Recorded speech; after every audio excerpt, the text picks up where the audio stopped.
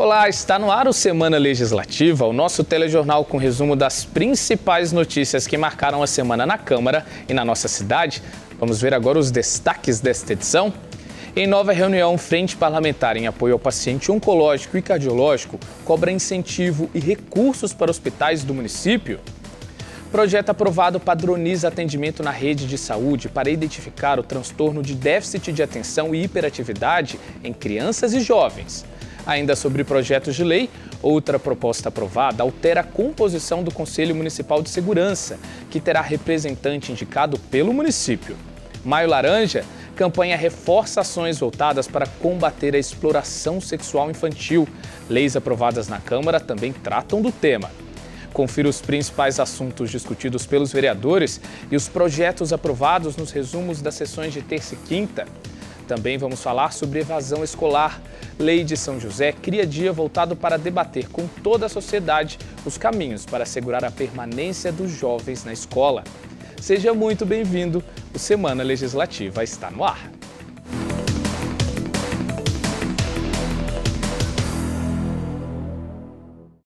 E confira agora os destaques da última sessão realizada na quinta-feira. Na 30ª sessão do ano, os vereadores aprovaram 7 projetos. 2 propostas encaminhadas pela Prefeitura pretendem criar programas pautados na capacitação e geração de oportunidades para jovens do município, todos promovidos pela Fundas. O primeiro é o programa Agente Cidadão, que consiste na oferta de qualificação profissional e bolsa de R$ 400 a jovens de 16 a 19 anos. O segundo institui o programa Primeira Chance, que visa capacitar os jovens de 18 a 29 anos para buscar o primeiro emprego ou empreender. Os inscritos também receberão bolsa de R$ 400. Outra matéria também aprovada, apresentada pela Prefeitura, altera um artigo da Lei de Zoneamento que permite a prorrogação de mais 4 anos para a execução do cronograma de loteamentos aprovados. Os vereadores ainda votaram favoráveis ao projeto do Executivo, que concede o uso de uma área pública localizada no bairro Urbanova à Associação Santa Mônica. A obra social assiste cerca de 200 famílias de baixa renda. Ainda foi aprovado o projeto de decreto legislativo de autoria do vereador Walter Hayashi, que institui um diploma específico para comemorar o centenário da imigração japonesa em São José. As homenagens serão conferidas pela Câmara Municipal a imigrantes japoneses e descendentes que se destacam pela contribuição ao desenvolvimento da cidade. E proposto pela mesa diretora, foi aprovado o projeto que cria o Grupo Setorial de Avaliação de Documentos na Câmara, a ser composto pelo quadro de servidores do Legislativo. A medida adequa a estrutura para a organização do arquivo e a análise do prazo de guarda dos documentos. Os parlamentares também aprovaram propostas para a denominação de ruas na cidade. A sessão na íntegra você confere no nosso canal do YouTube. E os vereadores da Frente Parlamentar em apoio ao paciente oncológico e cardiológico se reuniram com representantes do Hospital Pio XII para debater sobre a captação de recursos para entidades de saúde e hospitais da cidade, além de indicação de políticas públicas na área. Vereadores e representantes do Hospital Pio XII do GAC se reuniram para discutir as dificuldades que as instituições têm enfrentado para manter os atendimentos custeados por repasses do SUS. O encontro foi promovido pela Frente Parlamentar em apoio ao paciente oncológico cardiológico, com o objetivo de propor alternativas para o problema.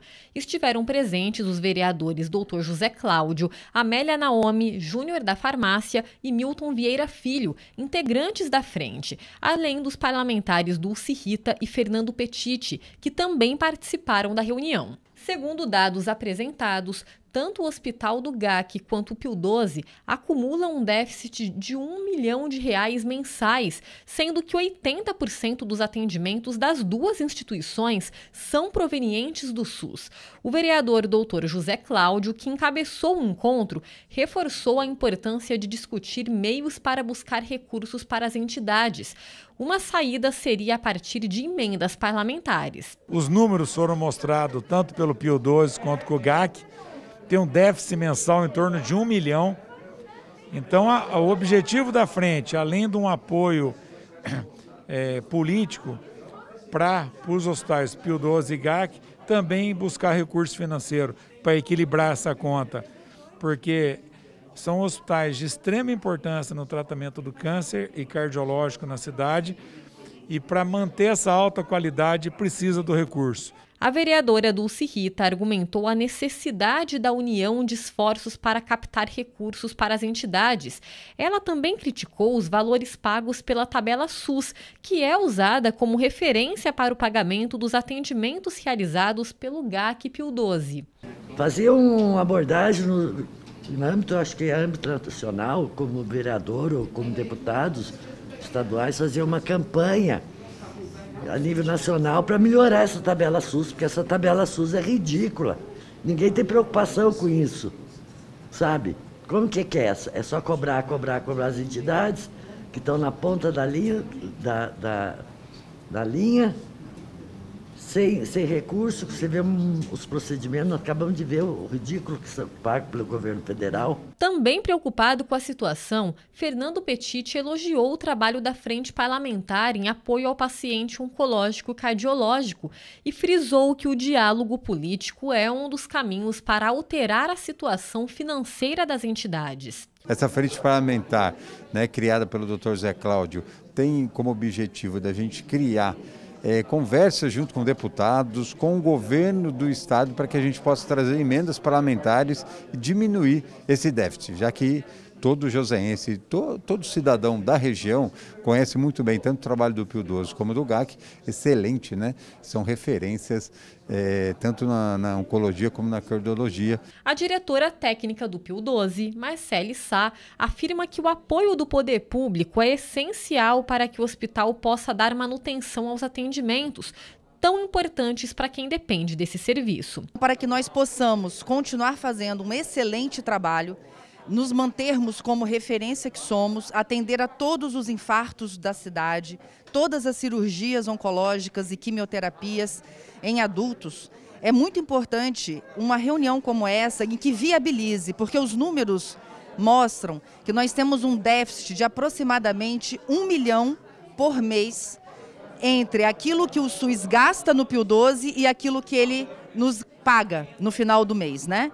Então, hoje nós provamos com os números que sem essas ações, sem essas emendas, sem essa união entre pessoas bem intencionadas na política, nós não vamos conseguir a sustentabilidade, que é a nossa vocação de continuar fazendo o nosso trabalho com excelência. A Frente Parlamentar em Apoio ao Paciente Oncológico Cardiológico foi criada em 2021 com o objetivo de debater e buscar soluções para garantir o atendimento digno e promover políticas públicas na área. Essa foi a 4ª reunião do grupo, que é formado por 10 vereadores membros. Outros debates realizados pela frente abordaram o impacto da pandemia nos atendimentos da saúde, a busca de estudos clínicos para o setor e a prioridade de atendimento para quem convive com essas doenças. E o governo de São Paulo regulamentou a lei que instituiu a política estadual de agroecologia e produção orgânica. Com a nova legislação, o estado vai criar órgãos específicos para elaborar políticas públicas na área. Iniciativas que vão direta ou indiretamente beneficiar o setor do agronegócio aqui em São José, como a gente te mostra na reportagem. Quem vê o seu João colhendo os pés de alface nem imagina o trabalho que ele teve para manter a plantação de verduras, legumes e hortaliças que são feitas em seu sítio. Isso porque o que ele produz é fruto da agricultura orgânica, ou seja, alimentos que não utilizam fertilizantes ou agrotóxicos. Um processo rigoroso que pode levar meses até conseguir o certificado de produto orgânico. O convencional é simples, mas o orgânico não, tem toda uma papelada, tem instruções para você seguir, você está entendendo, tem uma normatização, tem regulamento, né? Nós trabalhamos em grupo, então se um do grupo não estiver dentro da conformidade, você perde o selo, mas não é do seu selo, você perde do grupo. E produtores como o seu João agora vão contar com uma ajuda importante. O governo de São Paulo regulamentou uma lei que cria a Política Estadual de Agroecologia e Produção Orgânica, o PEAPO. O programa cria novos órgãos que vão auxiliar na construção de políticas públicas e fortalecer as cadeias de distribuição e comercialização de produtos orgânicos.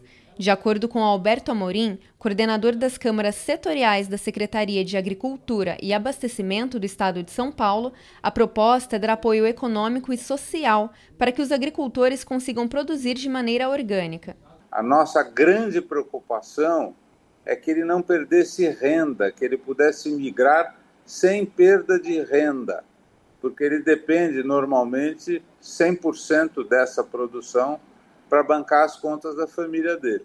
É sustentabilidade financeira daquele que está buscando uma maior sustentabilidade ambiental na produção.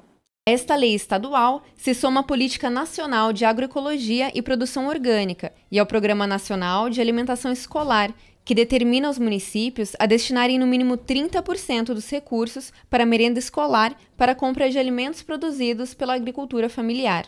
Segundo Alberto Amorim, a união dessas políticas públicas vai ajudar no crescimento do setor em todo o estado. E na hora que você cria um protocolo de transição, onde aquele produto é considerado um produto seguro, sadio, certificável, controlável, e que está caminhando para orgânico, ele passa a ter interesse de várias prefeituras, já olhando o futuro, que é consumir um grande percentual de orgânicos.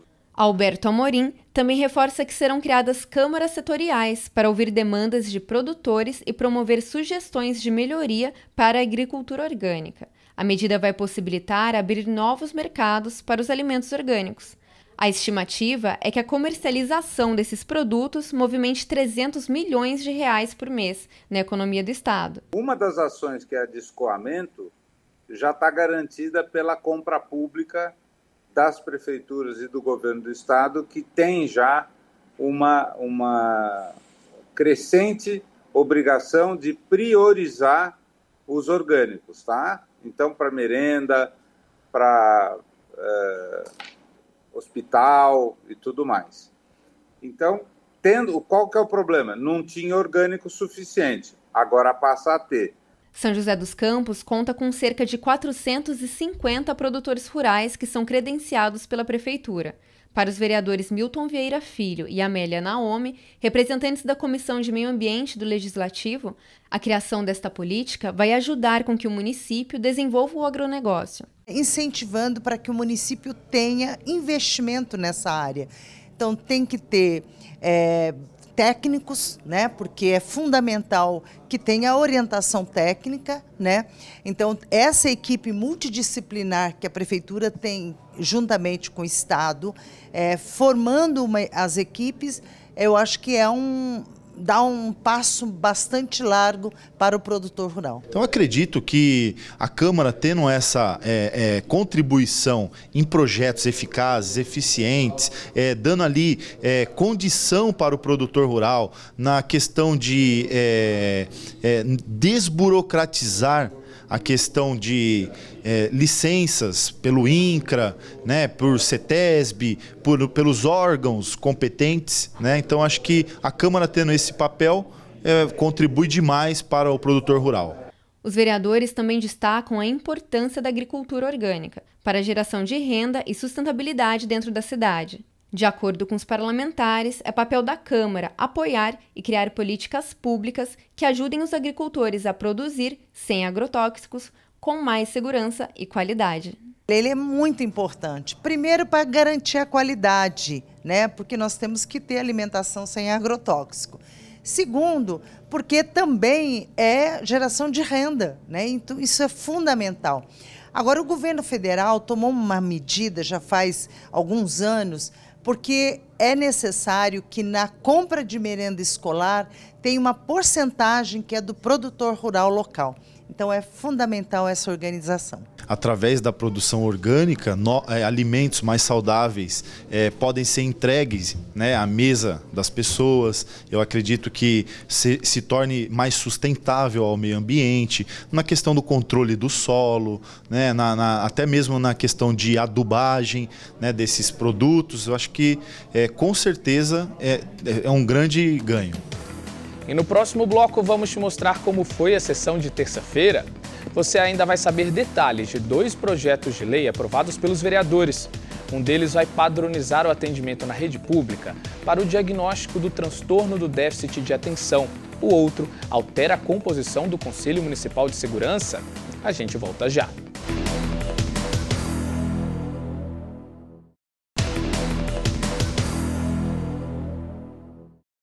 Estamos de volta com Semana Legislativa. Agora eu te convido para acompanhar os destaques da sessão de terça-feira, que contou com a votação de documentos e o debate de assuntos de interesse público em plenário. Durante a 29ª sessão do ano, os parlamentares analisaram uma série de documentos entre requerimentos, indicações e moções. Eram pedidos para a realização de serviços de manutenção pública para a cidade, como troca de lâmpadas, podas de árvore, capina, tapa-buraco e também a intensificação de rondas policiais em alguns bairros. Entre os temas apresentados no Pinga Fogo estão fiscalização, esporte, saúde, educação, entre outros. Rafael Pascucci comentou sobre uma visita que fez à Secretaria de Mobilidade Urbana e destacou a inauguração do poliesportivo do Jardim Morumbi. O vereador também agradeceu pela vida e pelo apoio que recebeu dos amigos e familiares durante o momento em que ficou internado por conta da Covid-19. Ainda no tema da fiscalização, o vereador Lino Bispo abordou a execução de serviços de manutenção em espaços públicos da cidade e citou uma visita que fez à Secretaria do Meio Ambiente para questionar a execução de algumas obras que estão sendo realizadas nas comunidades do Bosque dos Ipês e Altos dos Ipês. Falando sobre esporte e inclusão, o vereador Renato Santiago homenageou os atletas que participaram da Copa Sessentão, voltada para pessoas com mais de 60 anos. Renato foi padrinho da competição e a taça ganhou o nome do pai do parlamentar, Reuber Santiago. A vereadora Amélia Naomi usou a tribuna para pedir reajuste salarial aos agentes comunitários de saúde e agentes de endemias e também cobrar melhorias para o transporte público, o qual, segundo a parlamentar, não estaria conseguindo atender a população com qualidade. O vereador Dr. José Cláudio citou a reunião realizada pela Frente Parlamentar em apoio ao paciente oncológico e cardiológico, que debateu a importância da captação de recursos para hospitais da cidade, como o GAC e o Pio 12. O parlamentar aproveitou a ocasião para lembrar sobre o Dia Mundial da Hipertensão. Dulce Rita também comentou sobre o trabalho da Frente Parlamentar em apoio ao paciente oncológico e cardiológico e cobrou o reajuste da tabela SUS, usada para custear os repasses às entidades de saúde. A parlamentar também abordou a importância de garantir o acesso ao transporte adaptado para as pessoas com deficiência. Já o vereador Fernando Petit falou sobre o tema da educação.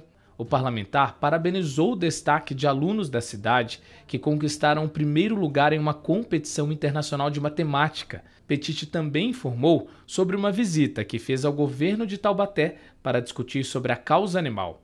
A sessão na íntegra você confere no nosso canal do YouTube.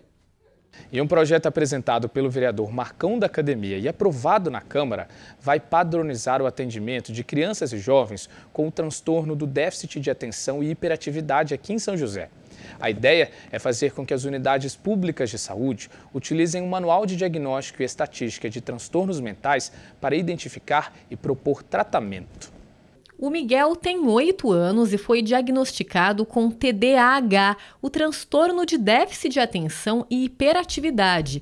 O laudo veio quando ele entrou no primeiro ano do ensino fundamental. A Tatiana, mãe do Miguel, percebeu desde que ele era bem novinho que o filho era mais agitado que o normal. Uma criança que não ficava no berço, eu tinha que ficar com ele no colo o tempo inteiro, eu tinha que andar com ele. Senão ele ficava irritado. Então, assim, com 3 anos eu percebi que ele continuava diferente das outras crianças. E aí eu levei ele numa psicóloga. A psicóloga me informou que era a gente que não estava educando direito. Era culpa dos pais, que eram muito permissivos. Eu levei no psiquiatra e numa única sessão ele já diagnosticou. Assim como boa parte dos 2 milhões de brasileiros que convivem com esse transtorno neurobiológico, o Miguel é medicado diariamente para que possa ter um desenvolvimento contínuo na aprendizagem. No entanto, a Tatiana se queixa da falta de apoio ao receber o diagnóstico do filho. A professora começou a mandar ele embora para casa às 3h30 da tarde. Então, quer dizer, ele também já não tinha mais direito de ficar até 5 horas da tarde. Eu falei, então é o seguinte, se a professora não está dando conta de ficar com meu filho, mandando ele embora para casa mais cedo, ele tem direito a uma auxiliar, porque ela não está dando conta de ficar sozinha com ele, certo? Falar, mas ele não tem direito a auxiliar, porque de acordo com a lei, TDAH não é doença. E na tentativa de ampliar o acesso ao diagnóstico precoce de crianças com TDAH, a Câmara de São José dos Campos aprovou um projeto de lei apresentado pelo vereador Marcão da Academia, que autoriza a Prefeitura a utilizar o Manual de Diagnóstico e Estatística de Transtornos Mentais como referência para o rastreamento e a identificação do déficit de atenção nas crianças e jovens atendidos nas unidades públicas de saúde do município. O projeto prevê que a aplicação do manual poderá ser feita em crianças a partir dos 7 anos, no objetivo de iniciar o tratamento quanto antes. Para o vereador Marcão, a proposta vai garantir maior qualidade de vida para os pacientes e familiares, além de aprimorar o atendimento no sistema público. Então esse MChat, ele vai identificar realmente o TDAH e a gente poder elaborar melhor as políticas públicas para atender aonde quer que seja dentro do sistema público, principalmente, e poder trabalhar e orientar melhor as famílias de como tratar e cuidar das nossas crianças.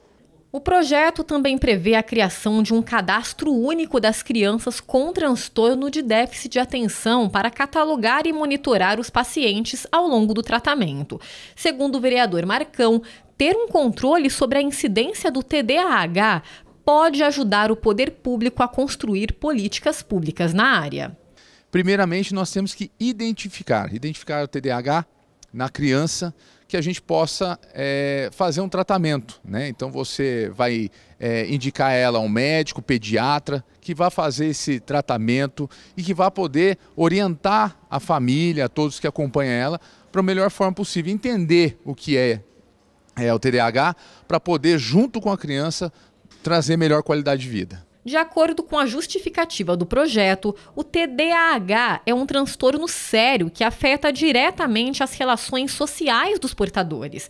Ainda segundo o texto, já existem estudos que comprovam a relação do TDAH com outras doenças, como a depressão e ansiedade.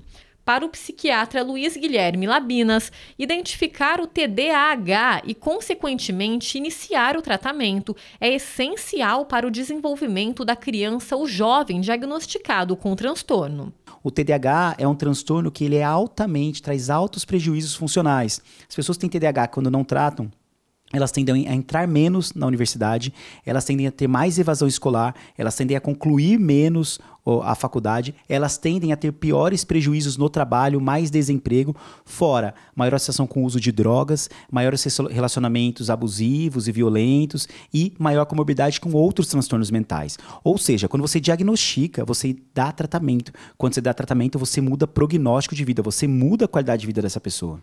E para o autor do projeto, o vereador Marcão da Academia, é dever da Câmara estar atenta às questões que afetam a população e a saúde pública do município. Esse é um projeto de elaboração de políticas públicas que a gente consiga trabalhar através da educação, nas escolas, através do seu convívio natural com a própria família, né, que a gente possa dar melhor qualidade de vida à criança com TDAH. Falando agora em segurança pública, outro projeto aprovado, este de autoria do vereador Renato Santiago, prevê alterar a composição do CONSEG, o Conselho Municipal de Segurança. Com a mudança, a Prefeitura poderá indicar um servidor municipal para participar das reuniões realizadas pelo órgão. Os detalhes na reportagem. A segurança é um tema sério que demanda cuidados. Pensando nisso, o vereador Renato Santiago criou um projeto de lei que autoriza o Poder Executivo a disponibilizar um servidor para participar das reuniões dos Conselhos Comunitários de Segurança, os CONSEG. De acordo com o vereador, a demanda veio de pedidos da própria população durante as reuniões do Conselho. Tanto da Zona Oeste como também na Zona Norte, foi muito pontuado nessas duas regiões a necessidade da participação da Prefeitura junto, então, por isso eu fiz essa solicitação, que eu acho que, na verdade, é importante para todas as regiões. O CONSEG reúne moradores e diversas entidades da sociedade civil para discutir soluções e melhorias para a segurança pública. São José dos Campos conta com 5 conselhos que se reúnem semanalmente. Com a aprovação do projeto, a Prefeitura vai poder indicar um servidor municipal para as reuniões e, com isso, ter mais ciência sobre as reivindicações na área. Para o secretário de Proteção ao Cidadão, Bruno Henrique dos Santos, a participação mais efetiva do Poder Executivo nesses encontros pode beneficiar diversos programas do município, a exemplo do São José Unida, que integra forças de segurança da cidade. Várias demandas que surgem nas discussões com a comunidade nos conselhos acabam chegando à Prefeitura. Então, mais do que justo, também a participação da Prefeitura nesse Conselho de Segurança. Ainda segundo o secretário de Proteção ao Cidadão de São José dos Campos, a Prefeitura já participa de alguns encontros, mas ele acredita que a aprovação do projeto de lei vai possibilitar uma ação mais efetiva, estreitando os laços com a comunidade.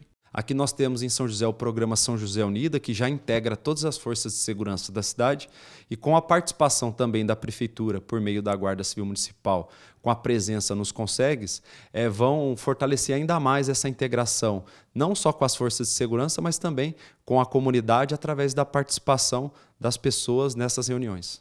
Como aponta a justificativa da matéria, ampliar a participação da população nos debates do Conselho de Segurança é garantir o direito à cidadania e dar a oportunidade para os moradores destacarem sugestões e melhorias no setor. E como o vereador Renato Santiago explica, o projeto também pode fazer com que a Câmara atue mais ativamente nas reuniões do Conseg, cobrando do Executivo as demandas debatidas nesses encontros. Eu acho extremamente importante que os vereadores estejam próximo da população, próximo dessas questões de segurança, e aí sim a gente pode acionar a Prefeitura através de indicações, de requerimentos e fiscalizando para ver, né, se o serviço a que se propõe a Secretaria de Proteção ao Cidadão está sendo efetivo. O trabalho conjunto entre o poder público e os conselhos comunitários de segurança está gerando resultados. Segundo dados do município, São José fechou 2020 com uma taxa de 5,17 mortes violentas para cada 100 mil habitantes, número menor que cidades como São Bernardo do Campo, Santo André e Guarulhos, e de capitais como São Paulo e Florianópolis. Além disso, nos últimos 5 anos, os casos de roubo caíram 64% e os de homicídio tiveram queda de 39%. E agora a gente segue para o intervalo e na volta vamos te mostrar a campanha Maio Laranja, pautada no combate à exploração sexual de jovens e crianças. Também vamos falar sobre evasão escolar. Lei aprovada na Câmara cria um dia dedicado para debater esse problema, que aumentou durante a pandemia. É daqui a pouco.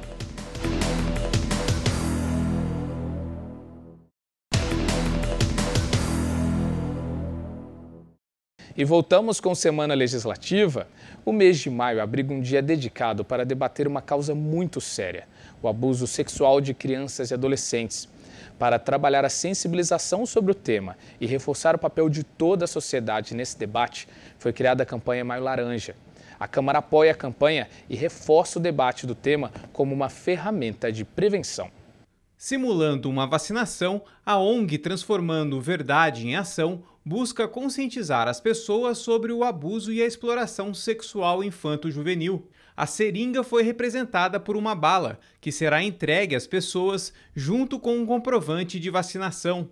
O documento é um certificado no qual o público se compromete a denunciar casos de abuso contra crianças e adolescentes. A ação é uma das atividades que marcam a campanha Maio Laranja, criada para alertar a sociedade sobre o tema. Nos últimos 2 anos, e principalmente na pandemia, nós começamos a intensificar e trabalhar o mês de maio, que é chamado Maio Laranja, todos os dias com uma intervenção na internet, que nós temos muitos casos pela internet, a intensificar a informação, as ações em empresas. A campanha Maio Laranja surgiu no ano 2000, quando foi instituído o Dia Nacional de Combate ao Abuso e Exploração Sexual Infantil, celebrado em 18 de maio. No Brasil, 3 crianças são abusadas a cada hora e cerca de 51% delas têm entre 1 e 5 anos de idade.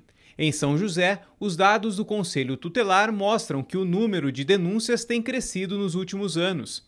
Em 2020, foram 764 denúncias e no ano passado, 865, alta de 13%. De acordo com este conselheiro, o aumento no número de denúncias se deve à maior conscientização da sociedade. Ainda segundo o conselheiro, o público jovem também tem denunciado. As pessoas hoje compreendem aonde deve buscar essa ajuda, entende a criança que ela, ao se tornar vítima, deve procurar essa ajuda, né? E acaba chegando mais, né, esse número de pessoas, desses casos atendidos com crianças e adolescentes. Existem diversas maneiras de fazer a denúncia do abuso sexual contra crianças e adolescentes.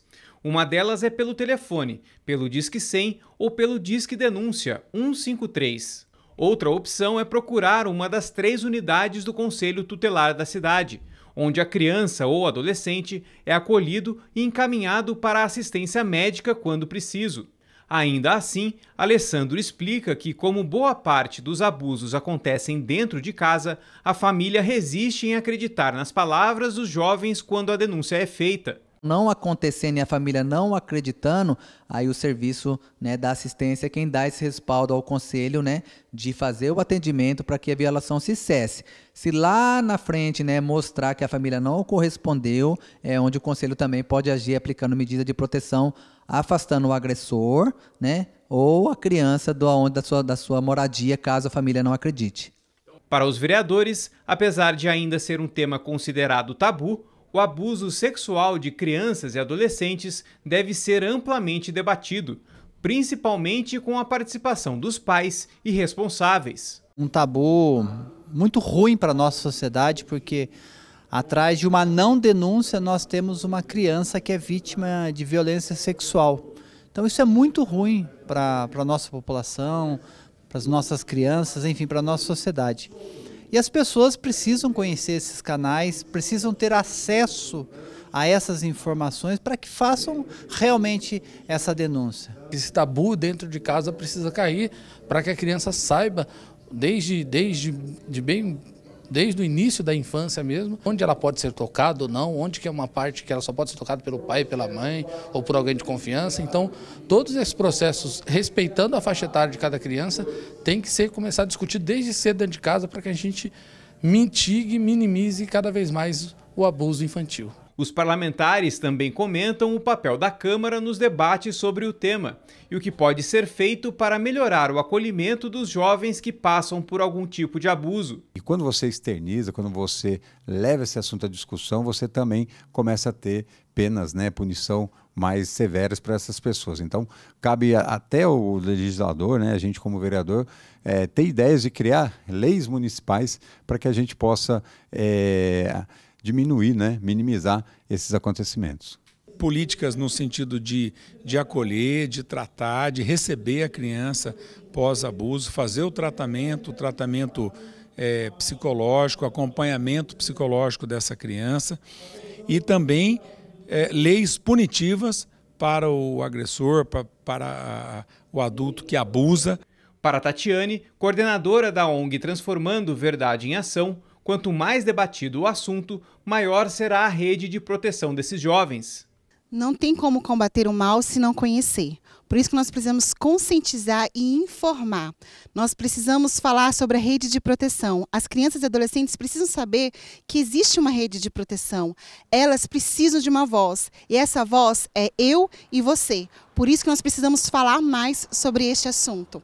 E existem maneiras de identificar quando uma criança ou adolescente está sofrendo com abusos, como conta o conselheiro tutelar. Ao perceber algumas dessas características, é dever fazer a denúncia ao conselho tutelar ou a algum órgão competente. A própria criança, ela começa a identificar alguns sinais, né? Você vai ver que a criança, ela começa a ficar entristecida, ela vai ficar, às vezes, afastada do convívio da família, ela vai se isolar, às vezes aparece, não somente com a criança, mas também com o adolescente, sinais, às vezes, até mesmo de automutilação. A criança, quando é muito pequena, ela vai trazer sinais de que ela vai regredir. A criança que já não está mais de fralda vai voltar a fazer xixi na cama, né? Então, tem alguns sinais que vai ser aparentes que a família vai falar, opa, alguma coisa está acontecendo. E daí seria, talvez, né, procurar conversar com essa criança para poder ver o que realmente de fato está acontecendo. Da campanha Maio Laranja, a gente segue para outro tema muito importante, que é a evasão escolar. Segundo dados do Unicef, esse é um problema que afeta cerca de 5 milhões de alunos brasileiros, situação que ainda foi agravada pela pandemia. Políticas públicas têm sido discutidas para manter o interesse no aprendizado e evitar questões como o trabalho infantil. Para reforçar esses debates, uma lei criou em São José o Dia de Combate à Evasão Escolar, aqui na cidade. Ao menos 244 mil crianças e adolescentes brasileiros entre 6 e 14 anos estão fora das escolas, segundo o levantamento realizado pela ONG Todos pela Educação, número alto que se intensificou durante a pandemia da Covid-19. Aqui em São José, o município chegou a zerar a evasão escolar no ano de 2020, mas em 2021 voltou a registrar casos de alunos que abandonaram a escola. No acumulado dos últimos 6 anos, foram contabilizados 116 casos de evasão escolar. Para a educadora Neuza Factori, os dados nacionais mostram que a educação precisa ser prioridade para a gestão pública. Ela ainda explica que a falta de investimentos na área é uma realidade que afeta todo o país. Acho que no nosso país, seja pelos órgãos públicos, pelas políticas educacionais, pela condição econômica do país, educação não tem sido uma prioridade e nem um valor, infelizmente, para o nosso povo, né? Acho que culturalmente o Brasil ainda não chegou a entender a educação como um valor, como um direito, como uma necessidade até para resolver outras questões organizacionais mesmo do povo. A evasão escolar, infelizmente, ainda é um problema que atinge em grande escala as nossas escolas aqui no país. E os motivos são os mais variados, desde distância da escola, violência familiar, gravidez na adolescência, dificuldade de aprendizagem, necessidade de arranjar um emprego para colocar comida em casa. E para que possamos mudar esse cenário, é importante ainda mais políticas públicas que incentivem a educação. Precisa que os órgãos públicos e as políticas públicas sejam organizadas, articuladas, contínuas, né? Avaliadas, que tenham pessoas técnicas para poder fazer suas colocações e estudo, que as pesquisas sejam analisadas, né? E, paralelo a isso, é claro, oportunidades na área econômica, na área social, de empregos e tudo mais. Em São José dos Campos, uma lei municipal busca relembrar a sociedade anualmente sobre a importância de debater o tema. A matéria cria na cidade o Dia de Combate à Evasão Escolar, celebrado em 21 de maio. A proposta visa conscientizar toda a população, especialmente os pais, da importância de acompanhar a vida escolar das crianças e adolescentes, além de promover a valorização do profissional da educação. O vereador Renato Santiago, relator da Comissão de Educação e Promoção Social da Câmara, acredita que é preciso investir em educação e destaca o engajamento da rede de ensino no município. Nós somos privilegiados, né? São José dos Campos tem uma rede de ensino municipal extremamente engajada, né, com os objetivos, que é a formação integral do cidadão, tanto na parte escolar quanto na cidadania. Haja vista o nome da nossa secretaria, Secretaria de Educação e Cidadania. Não tenho dúvida que isso, a médio e longo prazo, refletirá, logicamente, numa comunidade mais consciente, mais educada, mais sabedora dos seus deveres e das suas obrigações. Eu não tenho dúvida que a cidade ganha com isso, porque uma população mais inteligente é uma cidade mais inteligente. Já a vereadora Juliana Fraga, membro da comissão, acredita que o caminho para reverter este quadro é promover o debate e conscientização também no poder público. E isso é uma pauta que vira e mexe a gente está debatendo para que esse número cada vez seja mais reduzido. A gente pode levar cada vez mais esse assunto para os pais, para as reuniões, na Secretaria de Educação também ver o que a gente pode auxiliar, porque a evasão escolar, e realmente tem aumentado a evasão escolar, principalmente com os adolescentes, né, e ensino médio, aumentou muito o número de evasão escolar nessa idade, nessa faixa etária. Então a gente pode sim fazer essa ponte e divulgar cada vez mais a importância da educação e que diminua a evasão escolar, né? A evasão escolar traz muitos malefícios à sociedade. Entre elas estão a dificuldade de ingressar no mercado profissional, perpetuando a desigualdade social. Fora que a qualidade dos trabalhos prestados também é comprometida. Problemas sociais que podem até mesmo refletir em maior criminalidade. A evasão escolar é isso, gera uma sociedade ou uma geração que está menos capacitada e menos orientada, né, para reconhecer oportunidades ou para poder atuar num mercado de trabalho que é extremamente dinâmico, extremamente novo, extremamente rápido, né? Então, assim, os prejuízos, há estudos dizendo que acho que demoramos aí uns bons anos para tentar resgatar todo esse impacto que a educação ou a evasão escolar ou as dificuldades de estudo vão causar, sim, também na sociedade como um todo. Muita gente não sabe, mas a enxaqueca afeta cerca de 15% da população em todo o mundo, sendo que, em alguns casos, o problema pode se tornar crônico. Para alertar a população sobre os sintomas e também tratamento, foi criado o Dia Nacional de Combate à Cefaleia, termo médico usado para designar as dores de cabeça. A ideia é incentivar a mudança de hábitos, muito importante para a prevenção. A data também recebe o reconhecimento da Câmara. Quem nunca esteve no trabalho ou fazendo alguma atividade e de repente sentiu aquela dor de cabeça? Essa condição pode ser um grande problema na vida de muita gente, como é o caso da Eliana. Ela dói muito a tampa da cabeça, sabe? E daí, através disso, que vem o mal-estar dos vômitos e da tontura. E se eu estiver deitada para levantar, também fica bem ruim. E foi depois de perceber que o problema estava causando consequências para a vida social e profissional que a Eliana decidiu procurar um especialista. Com o diagnóstico, ela descobriu que sofria de enxaqueca. Esse dia que eu vim aqui até o consultório, eu estava muito mal mesmo, sabe? Eu não queria sair da cama. Minha filha falou para mim, se a senhora não sair, não tem jeito da gente poder ir ao médico, né? Então eu levantei assim, olha, foi por Deus mesmo, para vir até aqui. Além da Eliana, cerca de 30 milhões de brasileiros convivem com dores de cabeça, também conhecidas como cefaleia. A cefaleia é diagnosticada quando o paciente apresenta dores fortes de cabeça com frequência, geralmente de 3 ou mais ocorrências no mês. E foi pensando em alertar a sociedade sobre o problema que a comunidade médica criou o Dia Nacional de Combate à Cefaleia, realizado no dia 19 de maio. A proposta da campanha é conscientizar a população e informar sobre as consequências das dores de cabeça, que, quando frequentes, podem limitar inúmeras atividades, como lazer, esporte e trabalho. A data também reforça a importância de procurar um médico para atuar no tratamento e na prevenção.